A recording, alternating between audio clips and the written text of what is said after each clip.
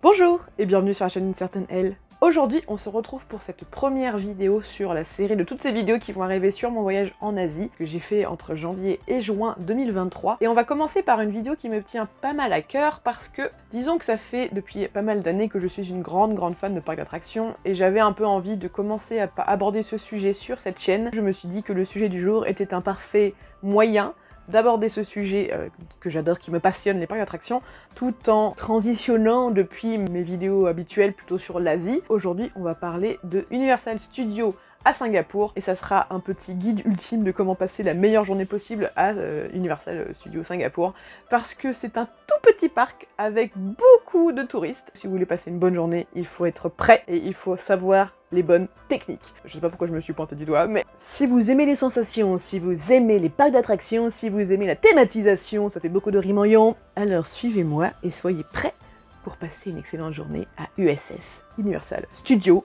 Singapour.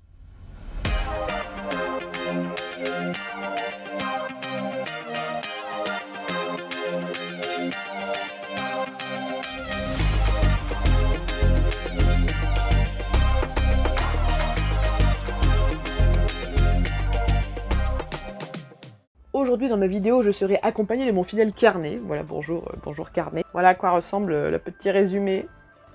Je pense que vous pouvez rien voir. Je suis tellement une fan de parcs d'attractions que depuis 3 ans, à chaque fois que je vais visiter un parc, j'écris ensuite dans ce petit carnet le résumé de ma journée. J'ai fait un petit résumé de ma journée à Universal Studios Singapour et je vais vous partager mes informations grâce à cela. Armé de mon fidèle compagnon le carnet, êtes-vous prêts donc pour cette petite introduction à Universal Studios Singapour? Donc Universal Studios Singapour, c'est un parc qui a ouvert en 2010, c'était plutôt la pré-ouverture et l'ouverture vraiment était en 2011. C'est un tout petit parc qui fait 25 hectares, ce qui pour un parc d'attractions, surtout Universal Studios, c'est assez petit. En comparaison, le parc Astérix fait 34 hectares et Disney plus Disney Studios en fait plus de 80. Voilà, donc 25 c'est plutôt petit. Ils accueillent tout de même 4,5 millions de visiteurs en tout cas en 2019 et il n'y a que 14 attractions. Alors certes, elles sont très thématisées et elles sont superbes, je vous en parlerai un peu plus tard, mais voilà, juste pour que vous sachiez, c'est un petit parc qui reste pas donné parce que c'est 54 € plein tarif, sachant que pour le tarif de Singapour, ça reste assez cher quand même, surtout pour le nombre d'attractions. Mais du coup, c'est pour ça que si vous n'avez pas le magnifique guide que je vais vous faire aujourd'hui, vous allez potentiellement ne faire que 4 attractions parce qu'il y aura beaucoup de monde et vous serez très triste, mais si, comme moi, vous avez la chance d'avoir tout préparé et de suivre cette vidéo jusqu'au bout, eh bien vous pourrez en faire 9 à 10, ce qui du coup rentabilise bien la journée. Donc j'ai visité le parc Universal Studios Singapour que je vais appeler USS, sinon ça va être trop compliqué. Donc j'ai visité le parc USS en mai dernier, et c'était la première fois que j'y allais, sachant que j'étais déjà allée à Universal Studios aux États-Unis, mais il y a assez longtemps. Donc du coup c'était comme une complète découverte. Alors la première chose à savoir, donc ce qui est très important, c'est que vu que, comme je vous l'ai dit, le parc est assez petit, a peu d'attractions, mais beaucoup de touristes, il se remplit très vite. Du coup, mon premier conseil, c'est d'arriver tôt, parce que malheureusement, les horaires du parc sont un petit peu incohérentes, on va dire, parce que Singapour, il fait très chaud. On voudrait naturellement que le parc ouvre très tôt ou très tard, ou ferme plutôt très tard, pour profiter un peu de la fraîcheur de la matinée ou de la soirée. Sauf que non, le parc ouvre de 11 h à 18 h. Je vous conseille d'arriver plutôt vers 10h30 parce qu'en fait la préouverture du parc se fait à 10h45 et donc dès 10h30, 10h, les gens commencent à faire la queue avec votre ticket préacheté aussi sur internet, ce que je vous conseille aussi à 10h30, 10h45, comme ça vous serez dans les premiers arrivés. Au passage, le deuxième conseil qui va avec le premier, en fait comme Singapour est une toute petite ville avec beaucoup de transports en commun très pratiques, le parc USS est très facilement reliable par les transports en commun. Il y a des bus, il y a des espèces de tramways, ils appellent ça je crois monorail, mais c'est une espèce de tramway, très pratique d'y aller, donc voilà, vous pouvez y aller assez tôt, comme ça vous êtes sûr que vous allez pouvoir rentrer dans les premiers. Alors mon premier conseil, à partir du moment où vous êtes rentré dans le parc, et qui est le plus important, n'allez pas faire Transformers en premier. Donc le parc c'est un cercle, et en fait quand on arrive, tout le monde va là. Ça c'est Transformers. Tout le monde va à Transformers, et donc il y a très vite une grosseur de queue à Transformers, alors que du coup, toutes les autres attractions là, qui sont parmi les meilleures, ne sont pas du tout remplies. Et donc moi ce que j'avais fait, c'est que l'avantage du USS, c'est que vous pouvez prendre l'application, vous savez, sur votre téléphone pour avoir les temps d'attente. On peut le faire même si on n'est pas sur le parc, ce qui n'est pas le cas toujours. Donc une semaine avant, tous les jours, je checkais pour voir les temps d'attente, qui sont assez énorme, hein, ça peut aller jusqu'à 2 heures de queue selon les journées. Ce que j'ai vu assez rapidement, c'est que Transformers se remplit très vite, alors que les deux attractions juste derrière, qui sont les roller coasters, prennent beaucoup plus de temps à se remplir. Donc si, comme moi, vous aimez les sensations, vous passez devant Transformers en courant, en marchant vite, et vous précipitez au roller coaster qui sont les Battlestar Galactica Cylon et Human. Par rapport au coaster Battlestar Galactica Cylon et Human, donc ce sont deux coasters qui sont intertwined, comme ceci, c'est très joli. On ne peut pas y aller avec un sac à dos. Mais ce qui est pratique, c'est qu'en fait, ils mettent à disposition des casiers qui sont dehors et qui sont gratuits pendant 90 minutes. Je me souviens, je sais plus si c'est 45 minutes ou 90 minutes. Mais en tout cas, voilà, ce sont des casiers où c'est gratuit de mettre ses affaires.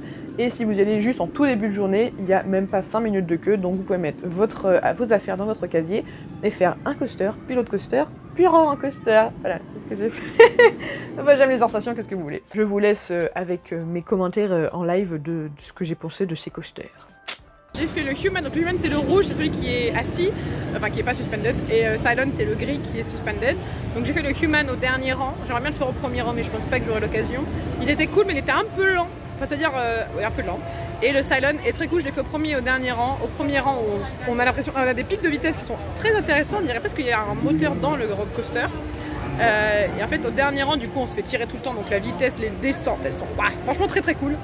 Mais alors surtout ce qui est très cool sur ces deux coasters, c'est que là vous pouvez le voir, le lift, donc c'est des coasters à lift, mais c'est des coasters à lift propulsés. Je crois que c'est la première fois que je fais ça, ou en tout cas avec cette vitesse. Donc en gros c'est, vous commencez votre lift, et à partir du moment où tout le train est sur le lift, ça part en propulsion, je pense à 80, je sais pas combien de kilomètres ça part. Mais du coup vous faites la fin du lift en mode chouitouf. Et bon malheureusement c'est freiné sur la fin.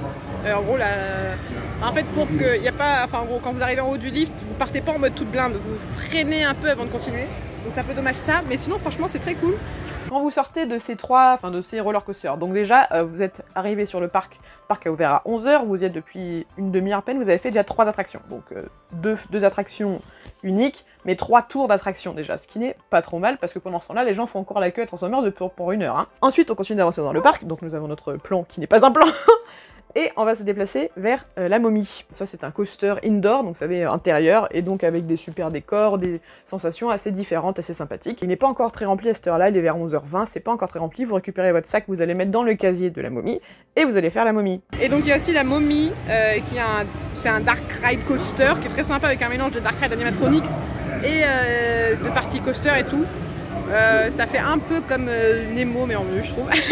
Il est 11 h 30 et vous avez déjà fait 4 attractions, enfin 3 attractions uniques et 4 tours d'attractions, vous voyez ce que je veux dire, de toute façon je vais dire ça à chaque fois.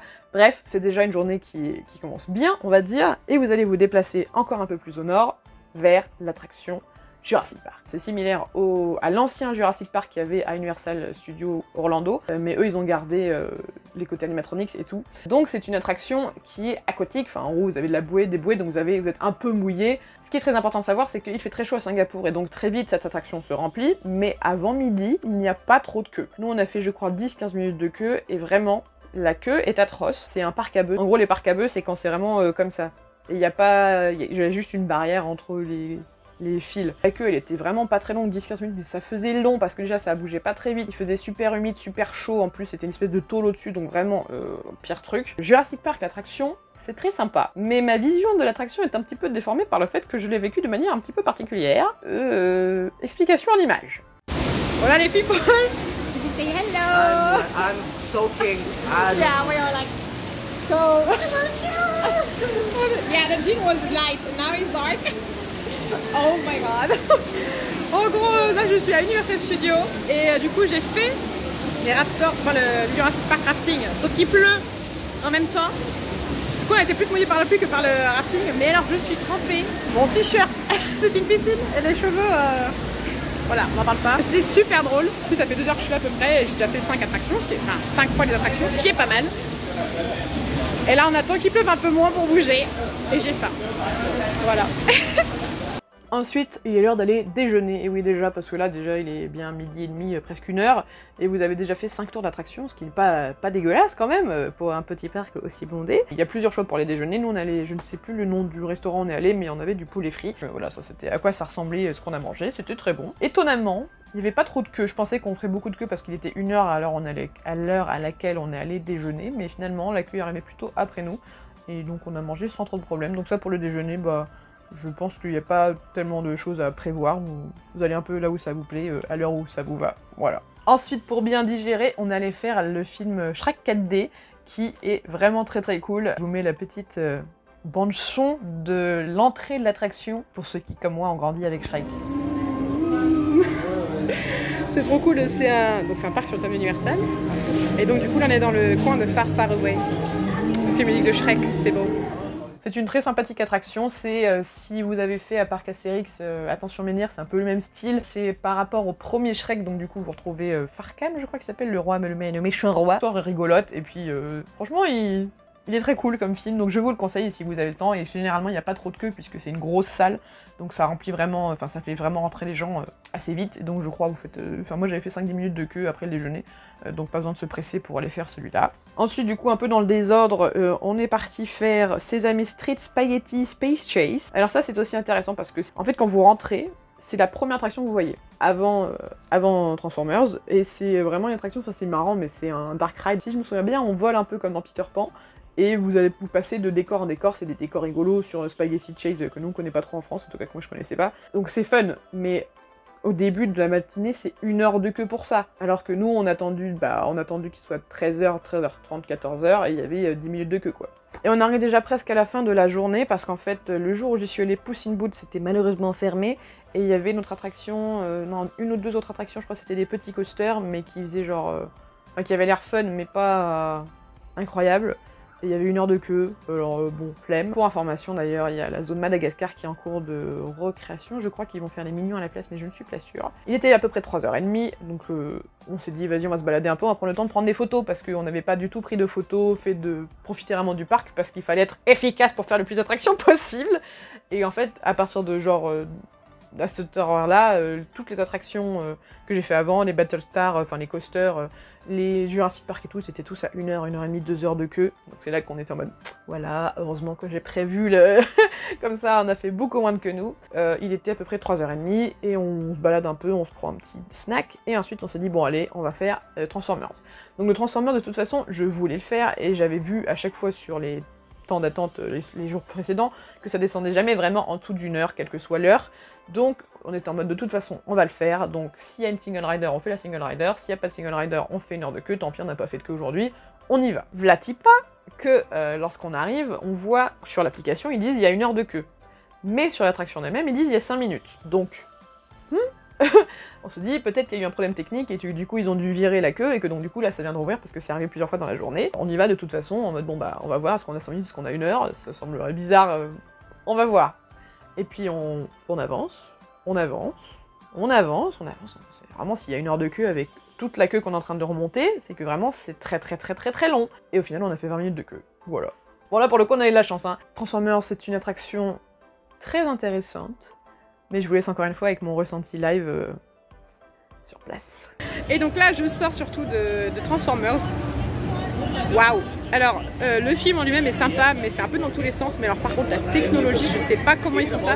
En vrai on est dans des simulateurs, vous voyez Ratatouille, on est dans des petits sièges qui bougent comme ça. Bah, vous avez le même principe que ça bouge, mais c'est des sièges qui en fait sont comme, je pense qu'ils sont sur un coussin, et du coup ils bougent en même temps comme ça, et donc vous avez vraiment l'impression en fait d'avancer comme si vous étiez sur un coaster. J'ai vraiment l'impression d'être sur un coaster. Du coup je regardais en haut les écrans et en fait on ne bouge pas, donc en fait on a vraiment l'impression de bouger, de tourner comme ça fait littéralement mal au ventre tellement on est comme ça.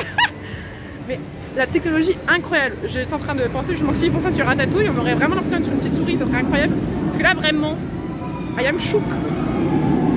Voilà. Et voilà, alors la journée était déjà remplie, déjà finie. Nous on est parti vers 4h30 parce que mes amis m'attendaient, puis de toute façon on était bien rincés après la bonne journée qu'on avait passée. Les points négatifs que j'ai notés sur Universal Studios Singapour, c'est le fait que c'est relativement cher, donc c'est presque 55 €, ce qui pour nous n'est pas forcément choquant parce que c'est le prix d'un parc Astérix, mais encore une fois c'est 14 attractions. Le parc Astérix, c'en est 40. Le PAL, Nigloland qui sont à 32, c'est 40 attractions, 35 attractions, donc voilà. Alors certes, le niveau de thématisation et tout est très bon, mais ça reste que 14 attractions. Moi j'en ai fait 9, mais je sais que quand je prenais le métro en rentrant, il y avait des Français à côté de moi qui râlaient, qui disaient oui, ils ont fait que 4 attractions. Donc 55 €, c'est quand même pas donné. Ensuite, les horaires ne sont pas adaptés à la chaleur, selon moi ça n'a aucun sens d'ouvrir un parc en plein pays où il fait super chaud et super humide entre 11h et 18h. Je vous fais un petit spoiler en avance, mais le parc Asia Park au Vietnam, qui lui est situé à Da Nang, lui est ouvert de 15h à 22h, ce qui est quand même beaucoup plus cohérent étant donné la chaleur qu'il fait là-bas. Le parc est trop vite bondé, de 1h à 2h de queue, mais ça c'est parce qu'encore une fois c'est petit et il y a trop de touristes, donc ça c'est un peu la rançon de la gloire. Par contre, les petits points positifs que j'ai notés, la théma est superbe. Alors là pour le coup, on retrouve vraiment l'univers d'Universal avec des thématisations genre hyper léchées, des mondes super beaux avec vraiment ils vont jusqu'au bout de ce qu'ils font. Je l'ai pas dit tout à l'heure, mais on a aussi fait l'attraction Lights Camera Action hosted by Steven Spielberg, qui est une petite attraction où on déambule, enfin on s'arrête dans une pièce et puis ils font des faux effets spéciaux. Bon, l'attraction en elle-même n'est pas ouf, l'opérateur était à fond donc c'était rigolo, mais c'est vraiment le genre de truc qui montre jusqu'où va la thématisation et jusqu'où va la mise en scène un peu du parc. Ensuite le parc, comme je vous disais tout à l'heure, est très facile d'accès avec donc le métro, enfin le tram, monorail métro, le bus et tout ça. Le système de casier gratuit est aussi très cool. À noter que vous avez aussi un casier possible pour Jurassic Park, mais celui-là est payant. Donc prenez plutôt un truc pour rouler votre sac si vous ne voulez pas qu'il soit mouillé. Les attractions, il y en a peu, mais elles sont vraiment cool. Le fait est que j'ai beaucoup aimé les coasters, j'ai beaucoup aimé les attractions que j'ai fait ce jour-là. Elles sont d'ailleurs, la plupart sont dans mes tops de mes attractions préférées, surtout hors coaster. Et c'est un parc qui a vraiment des sensations, donc ce qui est sympa parce que c'est pas forcément le cas partout. Et vous en verrez un peu plus lorsque je ferai d'autres vidéos sur les parcs asiatiques que j'ai pu tester cette année. Donc, pour résumer ce guide un petit peu bordélique, je suis désolée, c'est la première fois que je fais un guide sur un parc d'attractions. En gros, ce qu'il faut faire, vous prenez l'application d'avance, vous vérifiez, vous regardez un peu quels horaires, quand est-ce que c'est rempli et tout. Je vous conseille de pas y aller le week-end aussi, parce que même si c'est rempli en semaine, moi j'étais un lundi, c'est toujours rempli, mais le week-end c'est quand même plus rempli. Essayez aussi de choper un jour où il fait pas affreusement chaud, parce qu'il n'y a pas vraiment de brumisateur. Les queues sont pas trop dehors, mais parfois oui, et prenez vraiment beaucoup d'eau et de choses pour vous couvrir, et de la crème solaire, et voir aussi un poncho contre la pluie, parce que nous on s'est pris une tempête tropicale dans la gueule, donc ça peut arriver à n'importe quel moment. Ensuite, arrivez tôt, prenez donc les transports en commun et arrivez vers 10h30, 10h45, comme ça vous faites vraiment partie des premiers qui arrivent. Et surtout,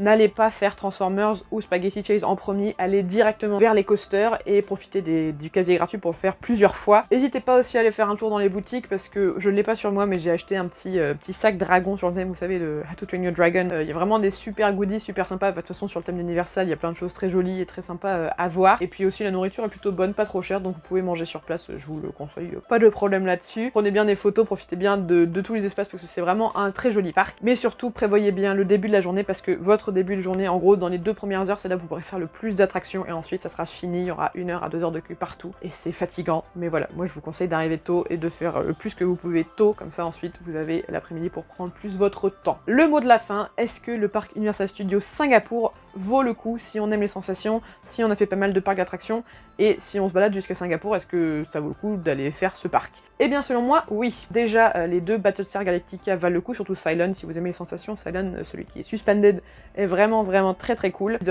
Revenge of the Mummy est aussi très sympa, il y a plein de choses qui se passent dans le Dark Ride qui font que c'est très cool. C'est un petit parc Universal, mais ça reste un très bon parc d'attractions parce que ça reste un parc Universal. Si vous n'avez jamais pu tester ceux aux États-Unis, je vous le recommande à fond. Si vous avez pu les tester, je vous le recommande quand même, ça dépend à quel point vous êtes allé depuis pas longtemps ou si vous connaissez toutes les attractions ou pas. Bon, après voilà, moi c'était vraiment la première fois depuis très longtemps que je vais dans un parc Universal, mais je vous le recommande quand même, il est facile d'accès, il est pas donné mais pas affreusement cher non plus, et puis vous allez passer une très bonne journée là-bas si vous suivez le magnifique guide que je viens de vous faire. Donc en résumé, oui, il vaut le coup, et oui, je vous conseille d'y aller. Voilà, ceci étant dit, j'espère que vous aurez passé une bonne vidéo, que vous aurez appris un peu des choses, et puis si vous allez tester l'Universal Studios Singapour, n'hésitez pas à aller revoir cette vidéo et puis à me dire en commentaire si ça vous a aidé. Ceci étant dit, on se retrouve dans 2 semaines, vendredi à midi, dans 2 semaines, pour une nouvelle vidéo sur un autre thème sur l'Asie. Ça me fait très bizarre de refaire une vidéo, mais voilà, ça me fait plaisir de vous revoir. Voilà, bonne journée, bonne 2 semaines, et puis à bientôt, tadien!